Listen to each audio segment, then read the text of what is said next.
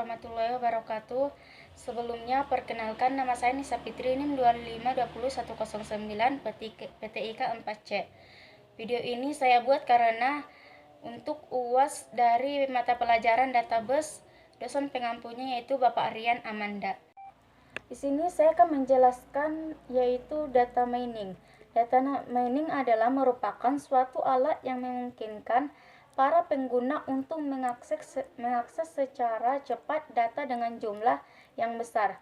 Pengertian yang lebih khusus dari data mining yaitu suatu alat aplikasi menggunakan analisis statistik pada data. Data mining adalah suatu proses ekstraksi atau penggalian data dan informasi yang besar. Data mining adalah sebuah proses pencarian secara otomatis informasi yang berguna dalam tempat penyimpanan data berukuran besar. Istilah yang sering digunakan diantaranya adalah Knowledge Discovery Mining in Database atau KKD. Teknik data mining digunakan untuk memeriksa basis data berukuran besar sebagai cara untuk menemukan pola yang baru dan berguna.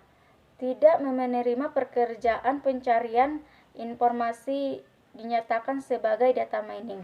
Sebagai contoh adalah pencarian rekor individual menggunakan database manajemen sistem atau pencarian halaman yang menuju ke lokasi. Di sini ada gambar proses dalam KDD. Data disimpan dalam berbagai format sebagai file seperti file-file dan tabel-tabel relasional dan dapat menempati tempat penyimpanan data terpusat atau terdistribusi pada banyak tempat. Tujuan dari processing ini adalah data input mentah ke dalam format yang sesuai untuk analisis selanjutnya. Hasil dari data mining seringkali diintegrasikan dengan Decision Support System atau DSS. Sebagai contoh, dalam aplikasi bisnis informasi yang dihasilkan oleh data mining dapat diintegrasikan dengan tool manajemen kampanye produk sehingga promosi pemasaran yang efektif yang dilaksanakan dan dapat diuji. Selanjutnya yaitu tujuan data mining. Yang pertama adalah explanatory untuk menjelaskan beberapa kondisi penelitian seperti mengapa penjualan truk pick up meningkat di Jakarta. Dan yang kedua adalah confirmatory untuk mempertegas hipotesis seperti halnya 2 kali pendapatan keluarga lebih suka dipakai untuk membeli peralatan keluarga dibandingkan dengan 1 kali pendapatan keluarga. Dan yang terakhir adalah exploratory yaitu menganalisis data hubungan yang baru tidak diharapkan seperti halnya pola apa yang cocok untuk kasus penggelapan kartu kredit. Selanjutnya yaitu tahap-tahap data mining. Yang pertama adalah pembersihan data dan integrasi data. Proses ini atau tahapan ini digunakan untuk membuang data tidak konsisten dan bersifat noise dari data yang terdapat di berbagai basis data yang mungkin berbeda format maupun platform yang kemudian diintegrasikan dalam satu database. Pembersihan data merupakan proses menghilangkan noise dan data yang tidak relevan. Pada umumnya, data yang diperoleh baik dari database memiliki isian-isian yang tidak sempurna, seperti data yang hilang, data yang tidak valid, atau juga hanya sekedar salah ketik. Data-data yang tidak relevan itu juga lebih baik dibuang. Pembersihan data juga akan mempengaruhi performasi dari teknik data mining karena data yang ditangani oleh berkurang jumlah dari koneksional. Selanjutnya yang kedua, seleksi dan transformasi data. Data yang terdapat dalam database atau data warehouse kemudian direduksi dengan berbagai teknik. Tahapan reduksi diperlukan untuk mendapatkan hasil yang lebih akurat dan mengurangi waktu komputasi terutama untuk masalah dengan skala besar. Beberapa cara seleksi antara lain adalah sampling, adalah seleksi subset dan populasi data yang besar. Dan yang kedua adalah denoising, adalah proses menghilangkan noise dari data yang akan ditransformasikan. Dan yang ketiga adalah proses membuka spesifikasi data yang disignifikasikan dalam konteks tertentu. Transformasi data diperlukan sebagai tahap processing, di mana data yang diolah siap ditambang. Dan yang keempat yaitu clustering, mengurangi setiap data dengan rata-rata dan setiap atribut yang ada. Dan selanjutnya adalah scaling, mengubah data sehingga selanjutnya tahapan yang ketiga yaitu penambangan data, di mana data-data yang diseleksi akan ditransformasikan, ditambang dengan berbagai teknik. Proses data mining adalah proses mencari pola atau informasi menarik di dalam data terpilih dengan menggunakan fungsi-fungsi tertentu. Fungsi atau algoritma dalam data mining sangat bervariasi.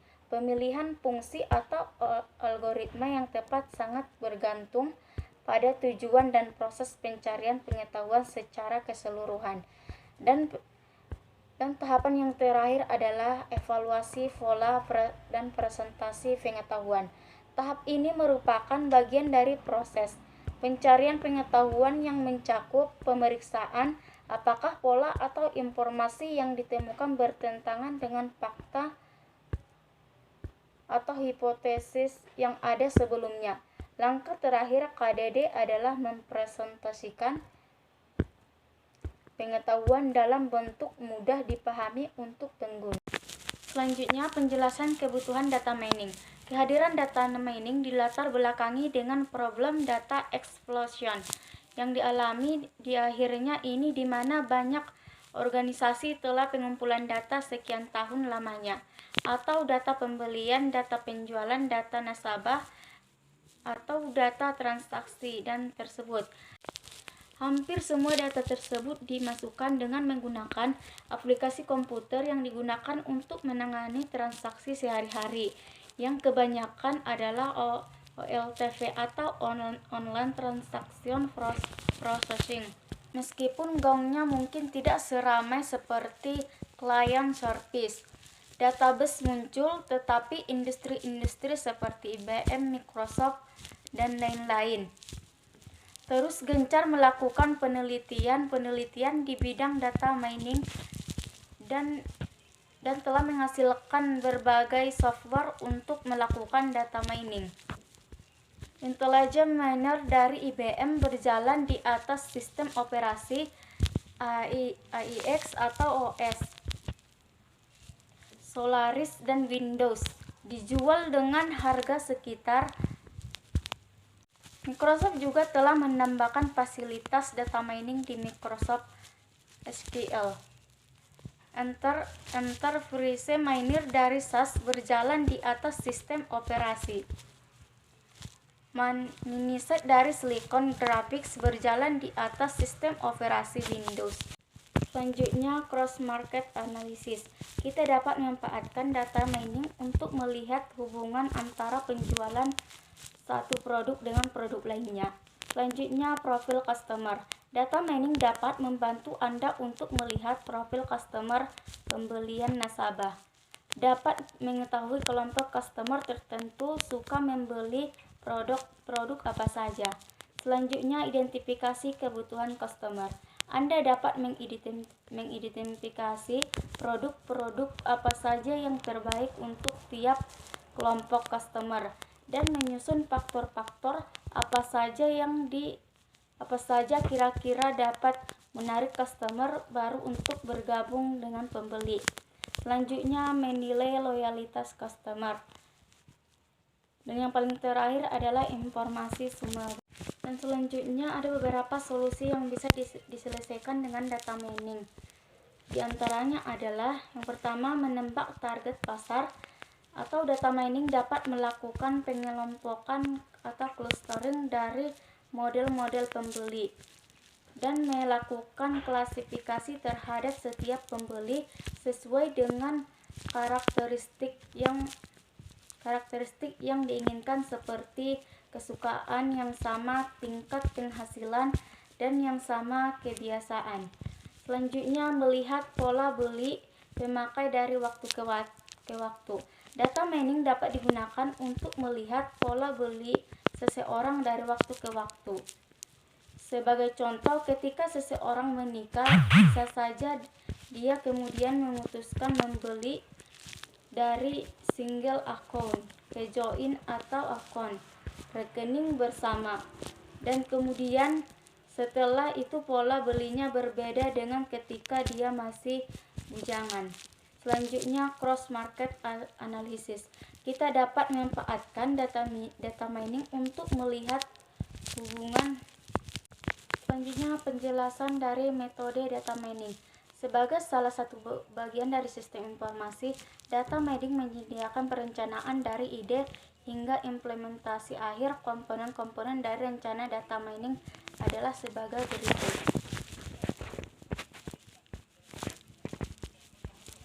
Yang pertama adalah analisa masalah. Data asal atau data sumber harus bisa ditaksir untuk dilihat apakah data tersebut memenuhi kriteria data mining. Kualitas kelimpahan data adalah faktor utama untuk memutuskan apakah data tersebut cocok dan tersedia sebagai tambahan. Hasil yang diharapkan dari dampak data mining harus dengan hati-hati dimengerti dan dipastikan bahwa data yang diperlukan membawa informasi yang bisa diekstrak. Dan yang kedua adalah mengekstrak dan membersihkan data. Data pertama kali diekstrak dari hasil aslinya seperti OLTP basis data dan bahkan dari spreadsheet. Lalu data tersebut diletakkan dalam data warehouse yang mempunyai struktur yang sesuai dengan data model secara khas. Data yang adalah data sekarang dan tetap. Dan metode yang keempat adalah melatih model.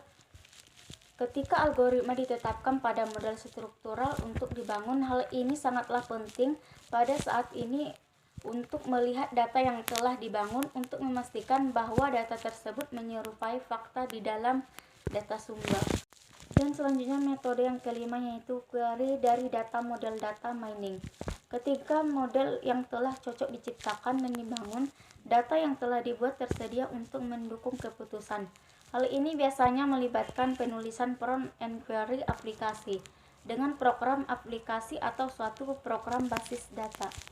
Dan metode yang paling terakhir adalah evaluasi validitas dari mining model. Setelah model data mining terkumpul, lewat beberapa waktu, karakteristik data awal seperti granularitas dan validitas mungkin berubah karena model data mining dapat terus berubah seiring perkembangan waktu. Selanjutnya, implementasi penerapan data mining. Berikut beberapa contoh bidang penerapan dalam data mining. 1. Analisa pasar dan manajemen. Solusi yang dapat diselesaikan dengan data mining diantaranya adalah menembak target pasar, melihat pola beli pemakai dari waktu ke waktu, cross market analysis, profil customer, identifikasi kebutuhan customer, menilai loyalitas customer, informasi summary. Dan yang contoh kedua adalah analisa perusahaan dan manajemen resikonya. Solusi yang dapat diselesaikan dengan data mining diantaranya adalah perencanaan keuangan dari evaluasi aset, perencana sumber daya. Dan contoh yang ketiga adalah telekomunikasi. Sebuah perusahaan telekomunikasi menerapkan data mining untuk melihat dari jutaan transaksi yang masuk, transaksi mana sajakah yang masih harus ditangani secara manual. Dan contoh yang keempat adalah keuangan. Financial Crimes Enforcement Network di Amerika Serikat baru-baru ini menggunakan data mining untuk menambah triliunan dan berbagai subjek seperti properti, rekening bank, dan transaksi keuangan lainnya. Dan contoh yang kelima adalah asuransi. Australian Health Insurance Commission menggunakan data mining untuk mengidentifikasi layanan kesehatan dan sebenarnya tidak perlu tetapi tetap dilakukan oleh peserta asuransi. Dan contoh yang keenam adalah olahraga. IBM Advanced Suite menggunakan data mining untuk menganalisis statistik permainan NBA atau jumlah shot, basket, assist, dan fouls dalam rangka mencapai keunggulan bersaing. Dan contoh yang terakhir adalah astronomi. Jet Propulsion Laboratory atau JPL di Pasadena, California dan Palomar Observatory berhasil menemukan 22 quasar dengan bantuan data mining. Hal ini merupakan salah satu kesuksesan penerapan data mining di bidang astronomi dan ilmu ruang angkasa. Selanjutnya, penjelasan dari software aplikasi data mining. Selain alat-alat data mining yang telah disebutkan di atas, Wikipedia memberikan daftar software dan aplikasi bersifat free dan open source dan yang dapat digunakan untuk data mining antara lain sebagai berikut. Yang pertama adalah Carrot atau Framework Clustering Text dan hasil pencarian. Dan yang kedua adalah Manstruktur, Kimi, dan Web Search Engine. Dan yang ketiga adalah Project Research Universitas dengan analisis kluster canggih dan metode data scheduler yang ditulis dalam bahasa Java. Yang keempat adalah pemroses bahasa natural dan tool rekayasa bahasa. Dan yang kelima adalah framework analisis data berbasis Java yang dikembangkan di Argonne National Laboratory. Dan yang keenam adalah Constant Information Miner Framework analisis data komprehensif yang user friendly. Dan yang ketujuh adalah paket software yang memungkinkan pengguna untuk mengintegrasikan dengan paket mesin belajar pihak ketiga yang ditulis dalam bahasa pemrograman apapun, mengeksekusi klasifikasi analisis secara paralel sepanjang node komputasi, dan menghasilkan laporan dari hasil klasifikasi. Dan yang ke-8 adalah Natural Language Toolkit, sebuah kumpulan libraries dan program untuk pengolahan bahasa simbolik dan statistik alami untuk bahasa Python.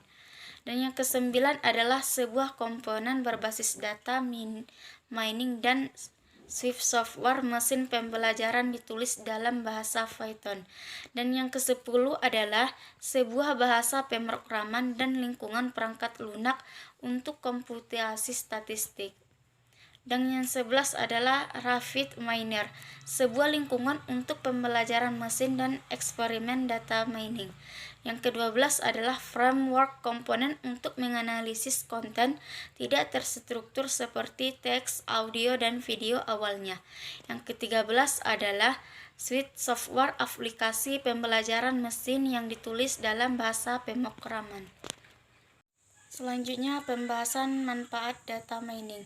Secara teknis, metode ini memang tidak dapat dari ilmu komputer dan kecerdasan buatan, tetapi ternyata manfaatnya bisa dirasakan dalam berbagai bidang lainnya, termasuk bisnis dan pemasaran. Berikut sejumlah manfaat datanya, yaitu mengetahui tren, dan yang kedua metode untuk memprediksi keputusan bisnis di masa depan, yang ketiga adalah mengetahui produk yang dibeli bersamaan, yang keempat mengamati perilaku konsumen, dan yang kelima adalah model sebagai sarana menyusun strategi peningkatan penjualan.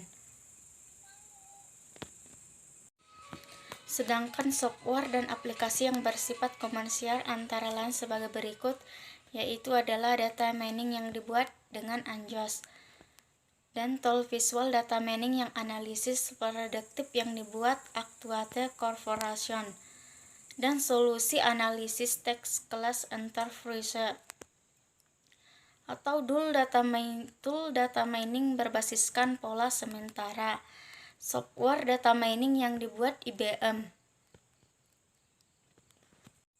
Mungkin hanya itu yang saya dapat jelaskan. Assalamualaikum warahmatullahi wabarakatuh.